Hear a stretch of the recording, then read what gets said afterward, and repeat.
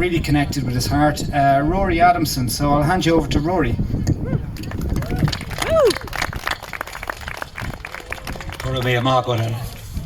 Rory McAdam is Adam done. I identify as a black Irish native man. I suppose I came here today to speak about the 1937 Constitution, but in general to speak about myself and how I came to stand here and talk about the 1937 Burnach na HÉireann original Constitution.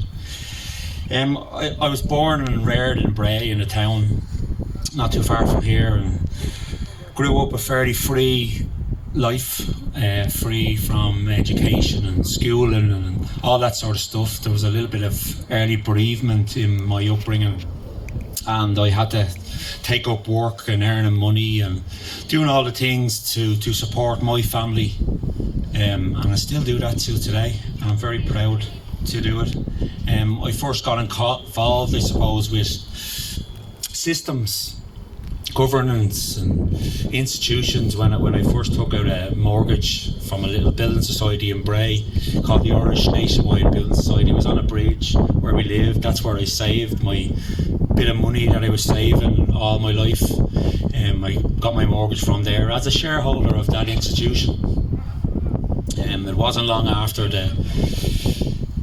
just in the middle of the financial crash, right at the start of it actually, I got a letter from Anglo-Irish Bank to tell me that I now owe them a sum of money. And I just referred back to what I always believed: there was law. What is law? Law is land, air, water. They're obviously, corporations are always set up in land or water, maritime law and law of the land. But at that young age I didn't really know what it was, but I still was able to write to these institutions and ask them questions, simple questions. Simple, show me the law, show me the contracts and all this sort of stuff. And it led me on in life to understand the creation of money, the creation of systems and what's been going on in the world. And I was very interested in my history as well as an Irish national. You know, and everybody that has an Irish passport is an Irish national, by the way. It doesn't matter how you got here. It puts you in the capacity as national. It referred to the old Irish text on the inside page of your passport and your freedom to move. And as a traveller, you travel from point A to point B. And it puts you in the capacity of a national and a nation, and we the people. So I'll just briefly go through. The reason I'm here is because Article 9 in the original Constitution and in most of the Constitution today says fidelity to the nation and loyalty to the state are fundamental political duties of all. So we are here today. I am here today. Michael D. Higgins, the president of éiRe, in the English tongue Ireland, lives in this house behind me. Last year on the 6th of December, at the end of the 99-year Crown lease as a corporation, and a treaty was written, and the counties of Ulster province were handed over to the Crown under the precedent that they had the majority. They had the majority of people in Ulster. That's over now. The lease is over now. It's in the Constitution, the 1922. But he stated on that day last year, 100 years after the treaty, there are events that took place, and I think they should be recalled to their factual settings as much as possible. So all through my life, I was branded in school as a slow learner, which is now in terms dyslexia. So I became very good at making money, entrepreneurship, running businesses, doing all that sort of stuff without actually being able to read and understand the meaning of text and words and sentences and translations of languages and all that sort of stuff. But when the crash came, I went back and I done a little course of sports and health related fitness. I was coaching a local soccer club, and I ended up facilitating and getting funding from the VEC to run a FETAC level 5 course in the facility for local people that were early school leavers and that sort of stuff. But I participated in the course, and 2 people there that were from the VC, they sat with me and taught me the way I need to learn to read and understand is learn the meaning of words, the text, and that's what I did, and that led me into constitutional understandings. So it led me then to see COVID-19 came along. Now remember, I've been arguing, fighting with states and corporations and institutions for years, and I just seen this thing, and I was in Spain at the time actually with some friends, and I heard about this COVID-19, and I was actually worried because I was on holidays, will I be able to fly home? That was in the March. About a week later, there was a big media campaign going on that the Taoiseach Leo Varadkar at the time was going to make some sort of announcements, and he did, and he announced that Ireland was going into lockdown. But I was watching the TV, which I don't normally do, but I did for this particular moment, and I watched the man stand and reading some sort of script and talking a language, and you could see it was just him following some sort of protocol, and I just knew it was wrong. Long story short, November, Friday the 13th, 2020, my mother passed away in St. Vincent's Hospital here in Dublin, and the hospital said she had died due to COVID, and I challenged that. I got an independent autopsy done, and from there to now I basically turned into some sort of private investigator into the whole thing. But I'm using COVID-19 as just a reason why I really got into looking at what's going on. So my research has told me that Agenda 21 is all about global warming and taking over, and it's a whole reshuffle of what happened 100 years ago when governments and corporations were fighting and reshuffling and setting agreements to own land and corporations and control the people, and that's what they've been doing. So I suppose then I met some amazing people through that autopsy, through the people from all over the world that wanted to know what was going on, regular Zoom meetings and phone calls from professors, doctors, journalists all over the world. But I met the best people here in Ireland. I met a man called Rolf Kane. He's a constitutional expert. He has about 4 cases in the High Court at the moment, but unfortunately they won't let him back in because he's using this particular constitution. So I'll fast forward a little bit on to, because I know I'm tied for time and I'm probably talking about myself. I'll briefly go through the 100 years of my understanding of what happened, in the proclamation in 1916, 24th. Then we had a declaration, January 21st, 1919. It was a Declaration of Independence, and there was a sovereign constitution wrote at that time. Then we had the Anglo-Irish Treaty after the War of Independence, and that was where the 1922 constitution that was imposed on the Irish people by King George V, I think at the time. Still and all, it wasn't, they done the treaty, they had the 6 counties, and then they created this Crown Corporation Constitution. It's a light blue book. And then in 1935, Eamon de Valera and various other people from all over the country got together and they wrote Brunnock na HÉireann, the original 1937 constitution, and it was brought into power in December, the end of December 1937, for a final 2 weeks, and then 1 year of 1938, and in 1939 it was amended under wartime emergency measures, like what they're doing now, amending the constitution. So what they did, they used the old Irish text, which in Article 63 says if there's a conflict within the constitution, the Irish text must prevail. So I researched my wording and the meaning of languages, and how did they get away with this? How did they deceive or at least mislead the people of the nation for so many years without anybody knowing? So what they did, they translated from the old Irish text into an English language, but changed some of the wording. But they not only changed the wording of the constitution, they rewrote the Irish language and retaught the Irish language in a Roman font, which meant it was Roman civil procedure, and that's what's used all around the world to control and manipulate countries. So we went around the last few years, and I've been meeting constitutional experts, I've been meeting language experts, and even people to do with the mining here, because a part of Agenda 21 is they're going to use Ireland to dump the radioactive waste from most countries around the world, and it's going to start in the Spirit Mountains. Some of the contracts have already been signed by corporation governments to international mining companies, one in particular, Dalriadan, which is trying to start in the Spirit Mountains in Mid-Ulster. Mid-Ulster is the heart of Ireland. The Spirit Mountains are right in the middle of that.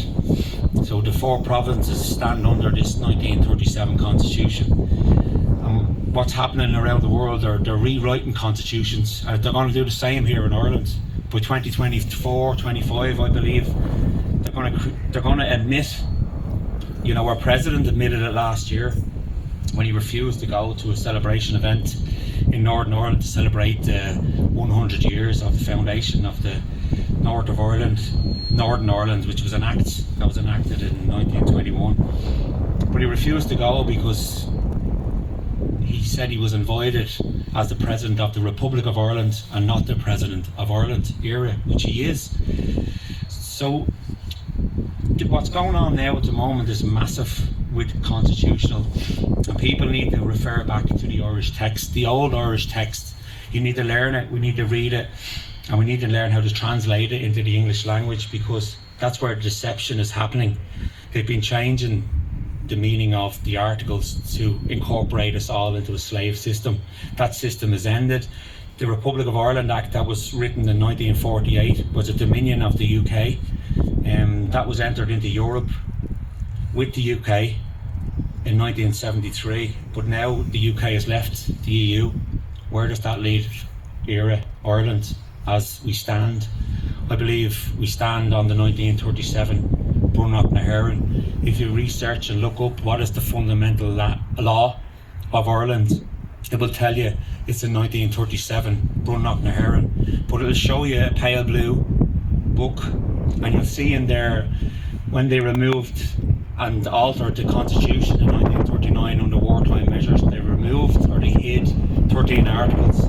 Those 13 articles could have never been removed without a referendum by the people. Not Article 51, yes, because it was just wrote to keep Article 52 to 63 there. In the Irish Supreme Court, we have 2 jurisdictions. We have the Crown jurisdiction, and we also have the law of the land, which is the original Brunnock na hÉireann. But the way they've enrolled the constitutions in there, they have the Crown Roman interpretation one in the pale blue in there, but they also have Article 52 and Article 62, Article 63 still enrolled in there in a little green book. So they're still operational. We can still operate out of this constitution. So we need to refer to Article 63. If you want, I'll read Article 63. Have I time to read it? Yep. Sorry, no, bear with me. Article 63. A copy of this constitution, signed by the Taoiseach, Chief Justice and the Chairman of Dáil Éireann, shall be enrolled for the record in the office of the Registrar of the Supreme Court, and signed such copy shall be conclusive evidence of the provisions of this constitution. In case of conflict between the Irish and the English texts, the Irish text shall prevail. So when I say Irish text, I mean the old Irish language. This language has been around for 3,000 years. It's one of the oldest spoken languages in the world, yet for some reason we don't speak it. We don't get taught it. It needs to be brought back to our children. It needs to be brought back to the young people, and also they need to learn the Irish text within the Constitution. So the conflict within the Irish Constitution, I'll bring you forward to Article 6.1, which they're using at the moment. And simply, I'll just give you an idea of how they've misled and interpreted the Constitution from the Irish text to the English language. So the literal English translation of Article 6.1, which they're using now to bring in these emergency legislation on the people, It is from the people, under God, that every power of rule, both legislative and fulfilment and judgment, comes. It is the people who have the right to appoint, remember that word, the rulers of the state, and it is up to rest with the people finally to settle every question regarding the politics of the nation in accordance with what is necessary for the benefit of the people. The people are mentioned 4 times, right at the start, right at the end, and in the middle. When they translated it from the Irish text and incorporated it into their blue king and its heirs constitution, they wrote this: all powers of government, legislative, executive and judicial derive under God from the people, who right it is to designate. The difference between designate and what was the word I used? Appoint are massive. Designate the rulers of the state in final appeal to decide all questions of national policy according to the requirements of the common good. So it became from the common good to the necessary of the benefit of the people, just by translation. So it's all been lost in translation. So what we're going to do for the next couple of years, and we have till the 6th of December to try and get to the negotiating table with the 1937 Constitution. And I urge everybody who is an Irish national via your passport to get involved in this in any way, shape or form, because there is new laws coming, there is a new Ireland coming. And what is the future Ireland? It is going to be an all Ireland. The Nationals have the majority, so we need to speak to unionists, we need to speak to all groups, we need to speak to everybody to build something from this constitution going forward. I'm not saying this is the be all and end all of everything, but it's definitely a foundation that we have here that is in Europe. If you take out your coinage, an Irish coin, and look on the back of it, it'll have the 12-string harp with the name éiRe underneath it. éiRe is a 32 county sovereign state, and it's enrolled in Europe as so, but we're not part of Europe, we are a sovereign nation. So we're going to get around and do some podcasts and some meetings, and we're going to hopefully get a judicial review based on the 1937 Constitution and try and get the people to start together as a nation and people to deal with the situations and the issues and the place we're left in today. Not just over what's after happened in the last 2 years, what's after happened in the last 100 years, and everything's up for negotiation, and there's massive elections happening in 2024, and this constitution needs to be brought to the table for negotiation. Thank you all very, very much. Woo!